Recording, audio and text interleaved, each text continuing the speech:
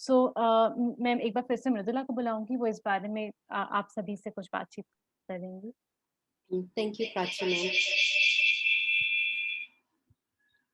हम लाइब्रेरी में मेंबर्स को वेलकम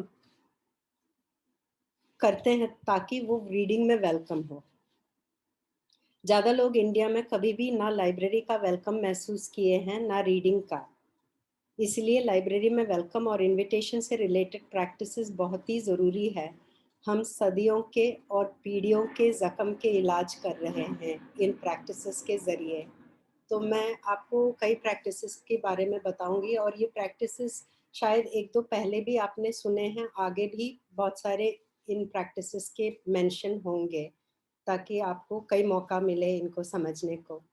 तो एक है ओरिएंटेशन, जैसे सुमित ने बताया था अर्लियर आज एजेंडा में, एक मेंबर ओरिएंटेशन ज़रूरी है एडमिशन के समय, जिसमें लाइब्रेरी के सारे बुक्स दिखाए जाए और बार बार बच्चे को बताए कि ये बुक्स आप पढ़ सकते हैं।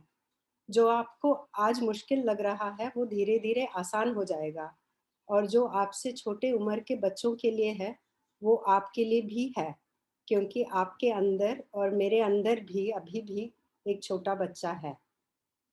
इस ओरिएंटेशन में मेंबर्स को समझना चाहिए कि वो बुक्स छू सकते हैं, हाथ में ले सकते हैं, उनके पसंद वाले कॉमिक्स उनको कहाँ मिलेगा,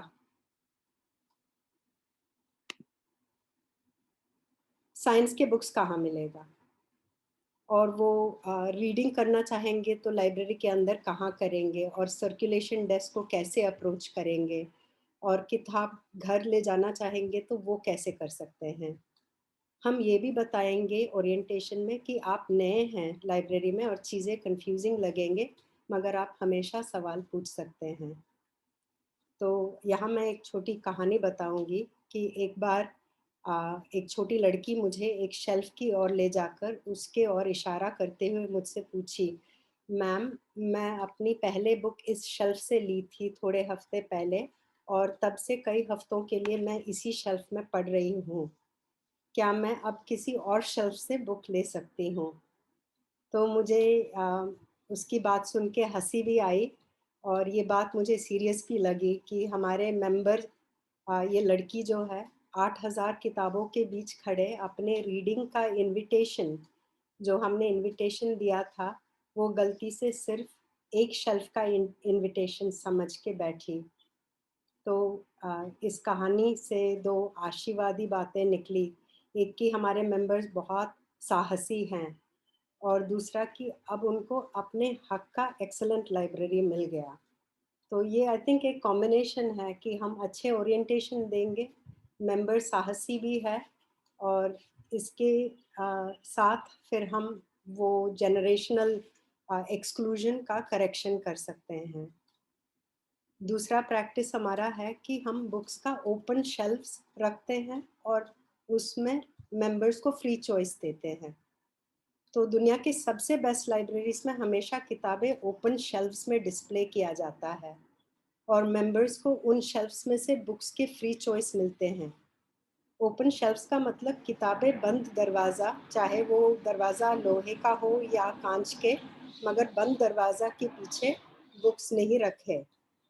इससे मेंबर्स को पता है कि किताब उनके लिए है, खुले दरवाजे से पता है कि ये बुक्स उनके लिए है, छूने के लिए है, उठा के तस्वीर देखने के लिए, थोड़ा वहीं खड़े पढ़ने के लिए है, और रिजेक्ट करके वापस रखने के लिए है।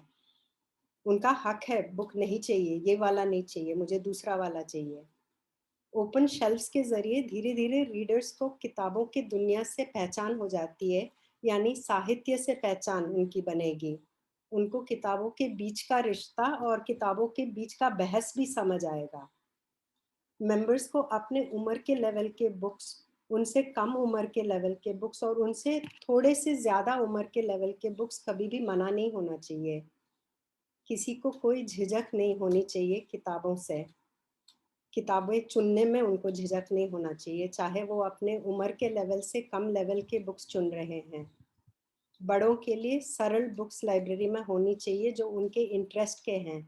सरल कहानियाँ जिसमें अडल्ट पात्र है और अडल्ट समस्याएं। फिर प्रैक्टिस जो है वो है curated collection for the members, members के लिए चुने हुए बुक्स। मेंबर्स को वो बुक्स मिलनी चाहिए जो उनके पसंद के हैं। सबसे पहले इसमें उनको अपनी भाषा के बुक्स चाहिए होगा। दिल्ली में सब मेंबर्स को हिंदी किताबें चाहिए, किसी और जगह शायद किसी और भाषा। और हमारे पेडागॉजिकल और करिकुलर मकसद से देखा जाए तो मेंबर्स को ज़रूर सबसे ज़्यादा वो बुक्स की ज़रूरत है जो अपने सोचने वाले भाषा की है। ज़्यादातर ये हमारी मदर टंग होती है, यानी मेंबर्स हिंदी में सोचते हैं और हमारे मकसद है कि सब लोग पढ़ते समय सोचें, तो ये ज़रूरी है कि हम अपने सोचने वाले भाषा के बुक्स पढ़ें। इसके साथ मेंबर्स के लेवल के बुक्स उनको चाहिए, जैसे सरल या मुश्किल जो भी उनका पसंद है, उनका लेवल जो भी है। और उनको अपनी इंटरेस्ट के बुक्स मिलनी चाहिए। हमारे लाइब्रेरी में एक बाउ वाउ नाम का शेल्फ है, बहुत सारे मज़ेदार शेल्फ्स है, बहुत सारे मज़ेदार नाम के साथ, लाइक प्यार हुआ तो डरना क्या। बाउ वाउ शेल्फ जो है उसमें बहुत सारे बुक्स हैं जो छोटे डॉगी वाले कहानियों के बुक्स हैं, क्योंकि मेंबर्स को डॉगी वाले कहानियों के बुक्स चाहिए, या फिर शायद उनको फेरीज के बुक्स चाहिए, फेरीज के कहानियों का, या स्पोर्ट्स कार्स के कहानियाँ पसंद है उनको। तो उस हिसाब से हम बुक्स लेके रखते हैं उनके लिए।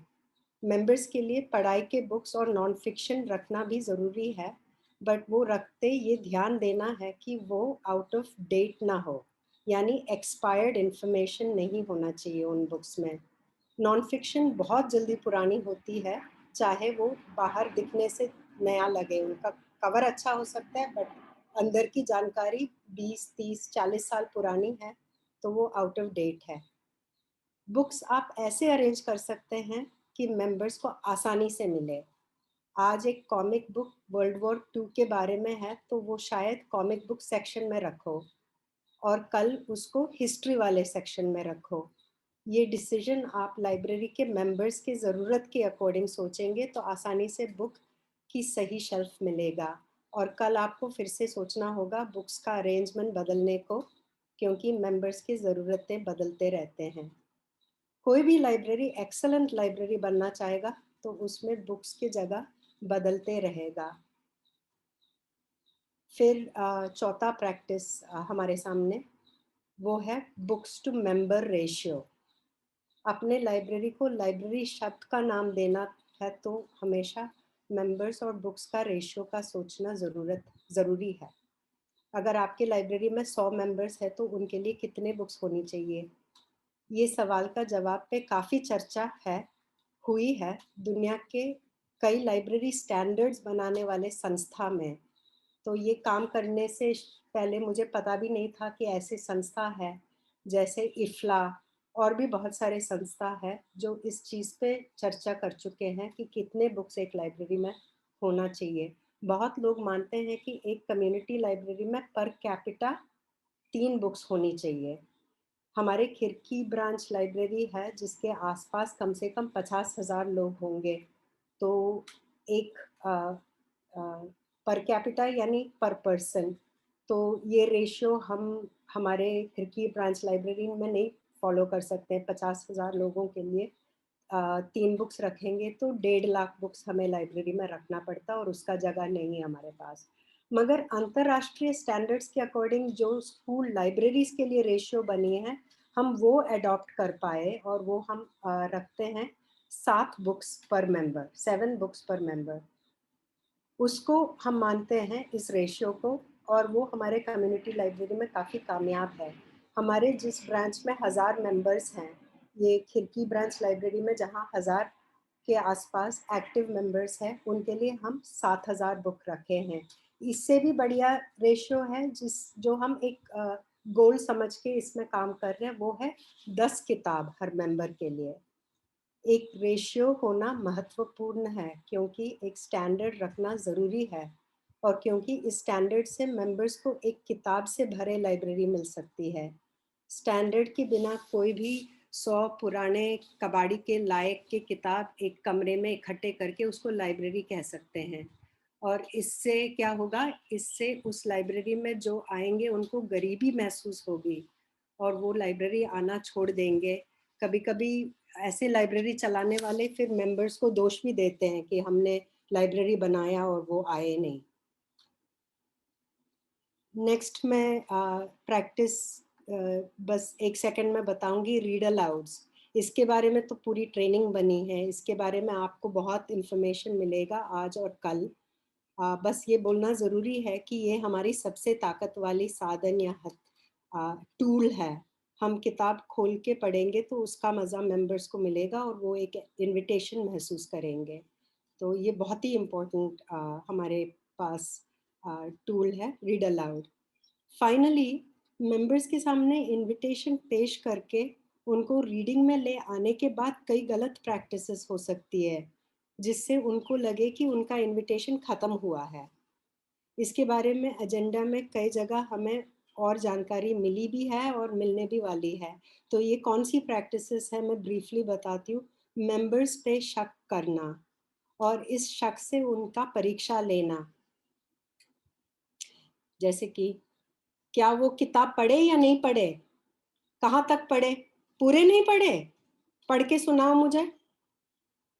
हाँ, अगर हम प्यार से बच्चों का रीडिंग लेवल पता कर रहे हैं और उनके पसंद की किताबें जानना चाह रहे हैं, तो सवालें पूछ सकते हैं। सवालें पूछना गलत नहीं है, मगर याद रखना है कि सबसे छोटे बच्चों को भी शक वाला आवाज़ और प्यार वाला आवाज़ की फ़र्क पता है। तो ये है कई प्रैक्टिसेस और 1-2 गलत प्रैक्टिसेस का भी मैंने मेंशन किया।